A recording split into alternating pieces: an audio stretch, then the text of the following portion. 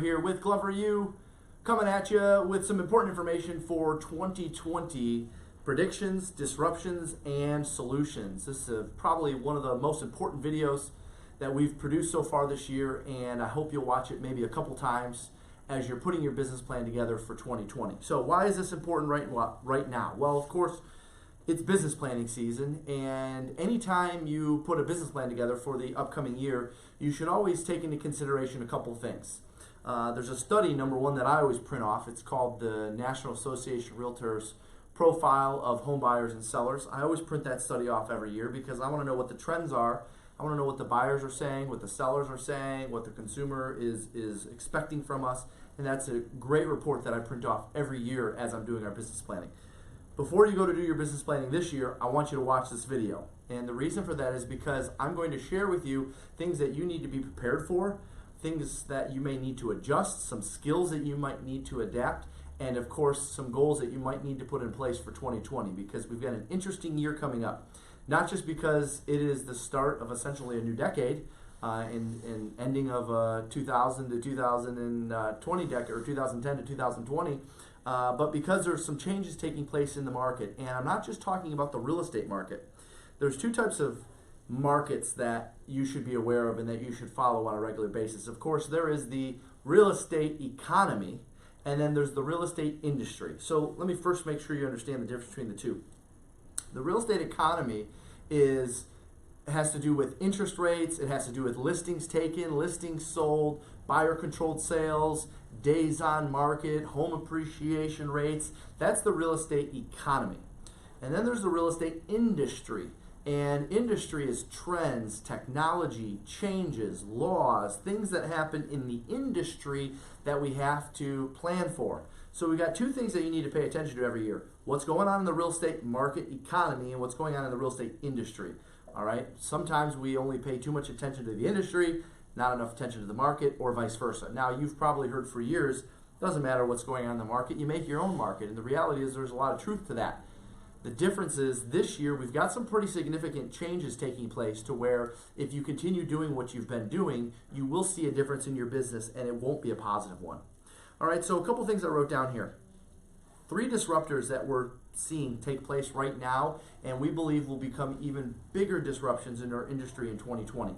And that is, of course, the iBuyers, which you're seeing in many parts of the country. Some parts of the country have the iBuyers, some parts of the country don't have the iBuyers. But I want to share with you a few things that I believe will cause this to continue to spread. Number one, listen to this stat. 34% of consumers in the Phoenix metro market reached out to an iBuyer before reaching out to a realtor. 34%. 1/3 of the consumers reached out to an iBuyer to get an idea of the value of their home and see if it would make sense for them to sell to an iBuyer before reaching out to a realtor. Why is that important? It's important because these iBuyers will be capturing these leads and now selling them to agents for a profit, which means they will be getting in the way of your production. Now, there's 2 ways you can look at this. You can say, okay, well, I'll just go work the other, 66, 63%, and I'll just focus on that. Or you can say, you know what, I'm going to partner with an iBuyer, and I'm going to make sure the iBuyers know that I'm friendly. Either way, it doesn't matter. We know that it's spreading across the country. Also, in the Phoenix metro market, 11% of transactions in the last 12 months were completed by iBuyers. Now, you may say, well, that's fine. There's still 89% that are not. 11%. Okay, by the way, the iBuyers have #1 market share of all real estate companies in Phoenix right now, just in the last 12 months. So we're already starting to see them spread around different parts of the country. Obviously I'm in the Midwest, and we've seen Zillow offers come to Minnesota. So we know they're coming. It doesn't matter what part of the country you're in. We know that they're coming. So it's important, and we're going to talk a little bit about some solutions to the iBuyers in just a moment. But that's one of the disruptors we see taking place. We don't see going away. We see them increasing in 2020. The second one, the FTC and the do not call laws. As more and more agents are using mass texting functions and offshore dialers and telemarketers to make prospecting calls for them, we're starting to see the FTC crack down, and more so in the real estate industry than we've seen in a long time. Now, you've heard of the do not call law. It's been around for, probably 15, 20 years now, but you haven't really heard of a lot of real estate companies or real estate agents receiving penalties or fines for going against the do not call laws. We're starting to actually see some of those. We're starting to see class action lawsuits against franchises and large brokerages. So I'm not saying that you have to be worried about it right away, but it's certainly, especially if you're using services for mass texting, mass dialing, out-of-state callers, offshore callers, you know your license laws, you have to check those anyways, but that's certainly a disruption that we're seeing take place around the industry, the FTC and the do not call laws. And finally, the third disruption that we anticipate will be enhanced even further in 2020, which probably goes without surprise, that is the technology and artificial intelligence. Technology and artificial intelligence, on one hand, you could argue, and for a lot of franchises out there, is going to help agents produce more. It's going to help them be more efficient. It's going to help them get more done in less time. On the other hand, technology and artificial intelligence will actually get in the way. It will actually hurt us. Most of these companies, say for instance Zillow, I know they're like the big bad thing now. Well, Zillow doesn't want us to get out of the business because they want to continue to sell us our leads. But as technology improves and artificial intelligence improves, that's going to put us in a position to where leads are going to cost more. And it's going to be harder to get that particular lead because these companies are going to get in the way. So we have three big disruptors that we're keeping our eye on for 2020. The iBuyers, the FTC do not call laws, and of course technology and artificial intelligence. So I want to walk you through some of my predictions for 2020, and some of them relate to those disruptions, and of course after we get through those, we'll go into some solutions. So I wrote down, of course this is probably no surprise to you, more deals will be done by iBuyers and disruptors. Whether it's Zillow offers or click to purchase or instant offer, more of those deals are going to be done in 2020 than we saw in 2019. Now, what does that mean for you? That probably means a little bit less market share. Now, because they're not in every part of the country, you may not feel this yet, but there will be more iBuyers in 2020 than we see in 2019. The other thing that we're seeing in 2020 is real estate agents and teams getting into the iBuyer business. Now, that may not mean a whole lot, especially if they don't have a big bankroll to back it and if they're not buying homes for a significant percentage of the value, but be aware that a lot of these iBuyers are buying properties because, of course, you would say, oh, well, I have a script for that. I can get them, I can net them more. Well, yeah, that's a great script, and I've been using that script too, except now iBuyers are buying their homes for 92, 93, 94% of the home's value. Well, you factor in 6%, and now all of a sudden we're right there. It's essentially no different for a seller to take an offer from an iBuyer than to work with a real estate agent. So this idea that, well, yeah, but they're just offering them way less. Well, maybe some markets are only offering 88%. But as time goes on and it becomes more competitive, they're all starting to creep up. We're seeing some all in the low 90s. And they're getting their money from Wall Street, so they don't necessarily need to have a big margin as long as they continue to get the data and they get the rest of the transaction, which means the carpet, the paint, the title work, the mortgage work. They can make their money on that stuff. They don't need to make it on the real estate deal. So be aware the iBuyer is going to be a big disruptor for us. Next, I wrote down what I predict for 2020. Prices will stabilize and we'll start to see more of a normal market, which is a good thing, especially for buyer's agents. You might not have to compete with 50 other buyers for one particular home. Why do we think prices will stabilize? Because we believe that inventory level will rise. Why will inventory level rise?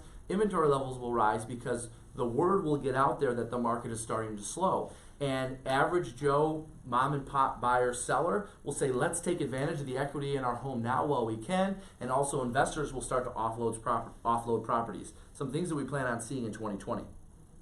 I wrote down, brokers and teams will merge and shrink their physical space.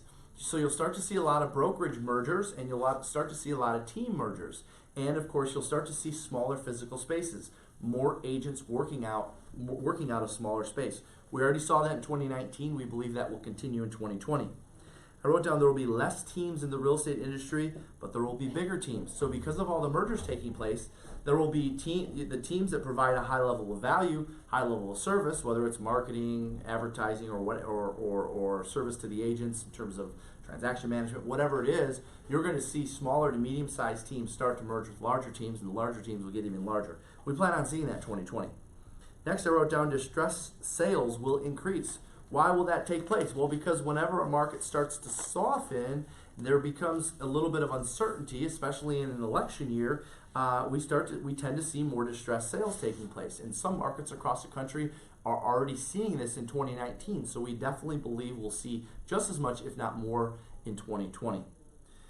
Investors will start to offload properties. I already mentioned to you why that is.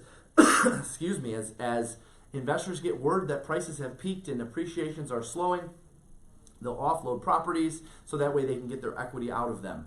When they get their equity out of them, that means a new listing on the market, more inventory to choose from, means things will stabilize. We won't see the rate of appreciation that we've been seeing. In fact, if you look at most markets across the country, we're already seeing appreciation rates coming to us essentially a halt.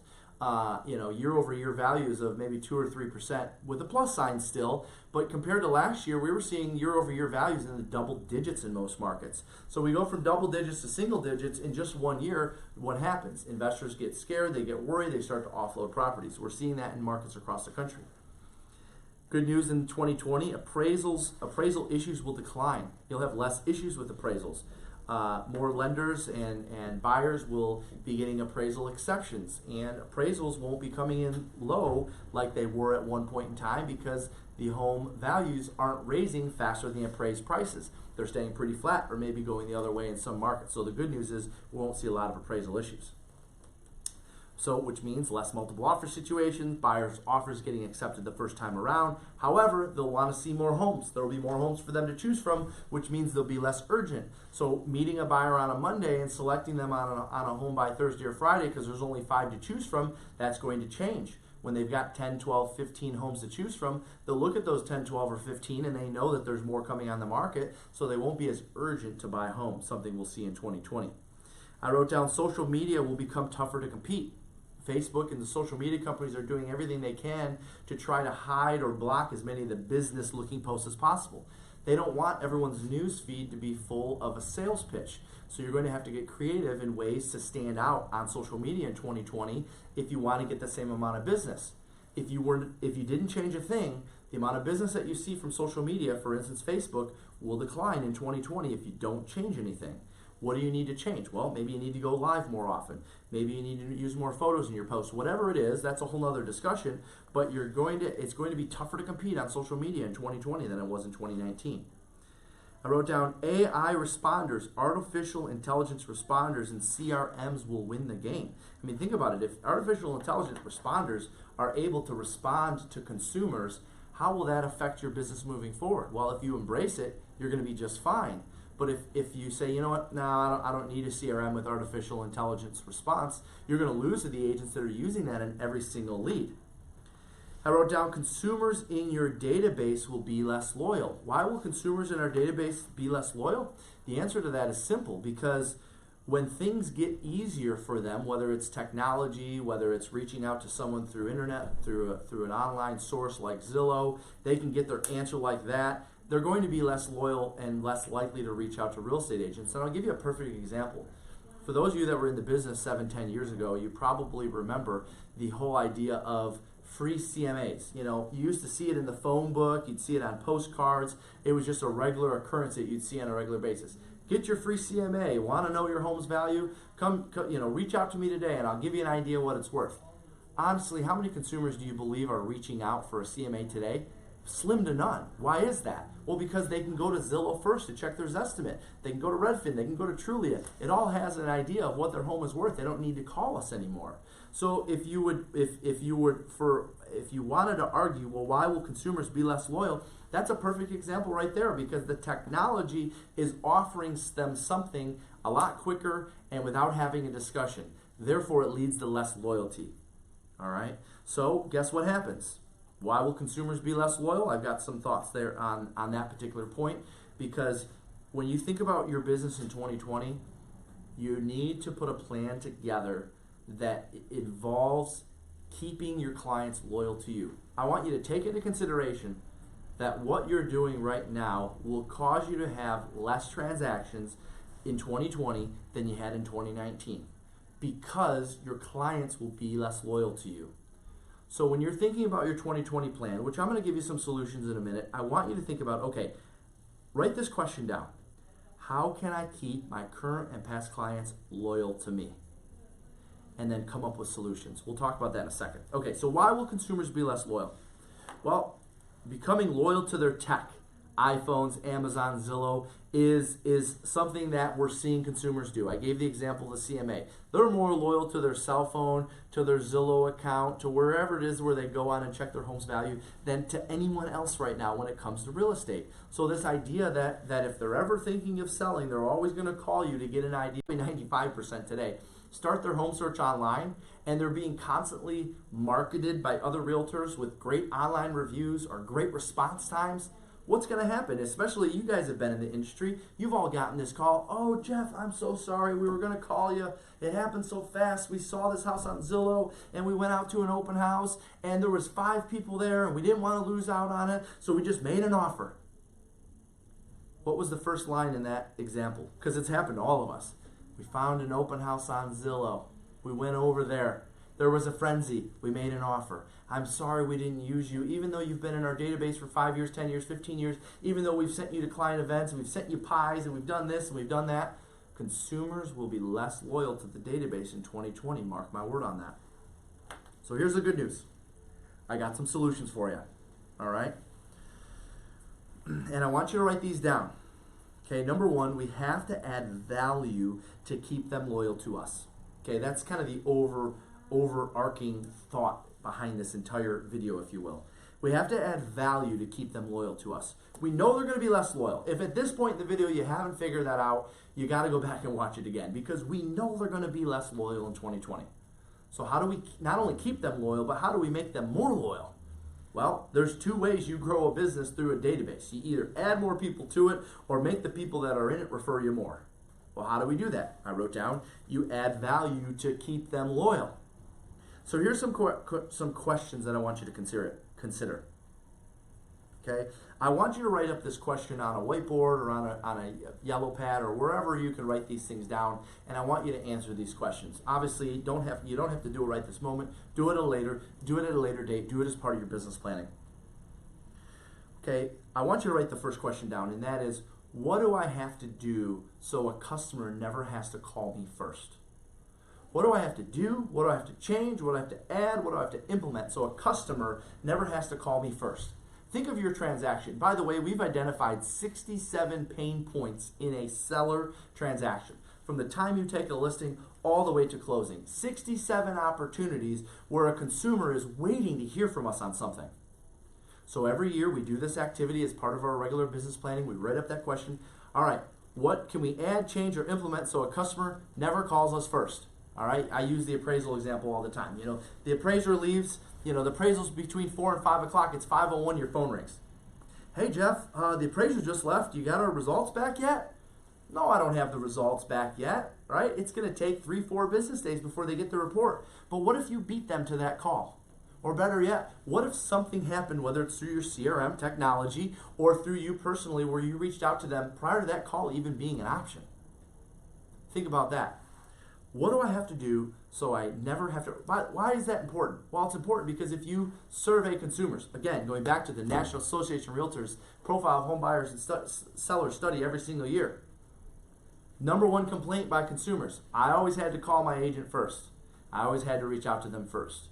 So every year as we put our business plan together, we think of out-of-the-box ways to beat the consumer to those calls. Solution, make them more loyal. Next, I wrote down, what is your database formula in 2020? What is your system? You may have heard ours by now, the 4x2x1x12. We're going to dig into that deeper at our summit this January. What is your database formula? How many times are you reaching out? What are you sending? Next question I wrote down, what does your content look like? What does your content look like? What are you sending to them? What are you putting in front of them? 10 years ago, it was really cool when everyone first started using Publisher. Microsoft Publisher, oh, what did you create that on? Oh, I created that on Publisher. Wow, that looks really sharp. It looks really cool. It looks really modern. Well, next thing you know, everyone's creating something on Publisher and everything starts to look the same. Now, what's popular? Canva. Well, what's going to happen a couple of years from now when everybody under the sun is using Canva? Everything's going to start to look the same. Have you considered hiring a graphic designer? Have you considered hiring a publisher? Seriously, think about that. I want you to think in terms of something that you can provide your clients that's infotainment, information that's entertaining. What could you put out there that would give them information and also entertain them, which is something that they look forward to opening? Instead of these stupid, set your clocks back, or here's 15 ways to carve pumpkins this season, or 9 different holiday wreath decoration styles, give them something of value, something that's informational, something that's entertaining. How do you activate them? What does your client party look like? What does your client event look like? Are you doing something with kids involved? Are you doing something for adults? What do those look like? I wrote down and I put an asterisk by this one. Is your mission statement experience related? Think about your team or your personal or your company's mission statement. Is it related to the customer's experience? I always reference 3-4 years ago we hired a consultant to come into our company when we hit a plateau. We're at about 550, 600 transactions.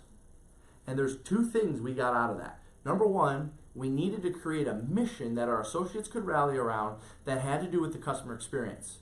And number 2, we had to actually provide value to our past clients. For those of you that know me, I always follow this simple formula. There's 2 types of people in this world. People you know, people you don't know. Which group is bigger? Obviously the group of people you don't know. So I just went after that. And over here, yeah, we'd provide them good service and we'd hope they'd come back to us. But my database 3 years ago was an Excel spreadsheet. That was it. So we had a consultant come in and we discovered we had no clear mission.